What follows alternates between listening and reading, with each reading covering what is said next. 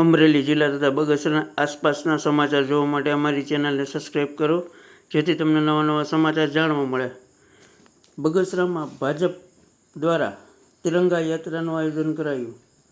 બગસરા ભાજપ દ્વારા તિરંગા યાત્રાનું આયોજન કરવામાં આવ્યું હતું, જેમાં ઓપરેશન સિંદૂર રૂપી પાકિસ્તાનમાં ચાલતા આતંકવાદ અડ્ડાઓના ખાત્મો બોલાવી પાકિસ્તાનને સિંદૂરની કિંમત સમજાવનાર ભારતીય સેનાની કામગીરીને બિરદાવવા સમગ્ર દેશમાં ભારે ઉત્સાહ જોવા મળી રહ્યો છે। ત્યારે બગસરાના મુખ્ય માર્ગો પર પસાર થઈ અને છેલ્લે સરદાર ચોકમાં સરદાર સ્ટેચ્યુના ફૂલહાર કરવામાં આવ્યા હતા, જેમાં ધારી બગસરા વિસ્તારના ધારાસભ્ય જેવી કાકડિયા, અમરેલી જિલ્લા ભાજપ પ્રમુખ અતુલભાઈ કાનાણીની આગેવાની હેઠળ તાલુકા ભાજપ પ્રમુખ પ્રદીપ ભાખર, ધીરુભાઈ કોટડિયા, મનોજભાઈ મેડા, એવી રીબડિયા, રશ્મિનભાઈ ડોડિયા, દિનેશભાઈ અડિયલ, નિલેશભાઈ દેસાણી, મહેશભાઈ માંડલિયા, શહેર ભાજપ પ્રમુખ ઘનશ્યામ સાદરાણી ગેરહાજર રહ્યા હતા।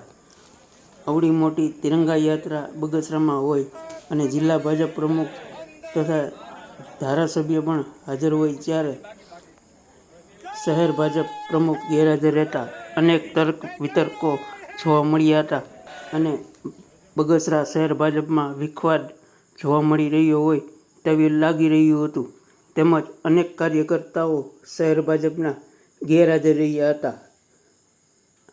આ તકે સમગ્ર આ તિરંગા યાત્રાનું આયોજન કરવામાં આવ્યું હતું। રિપોર્ટર સમીર વિરાણી, બગસરા।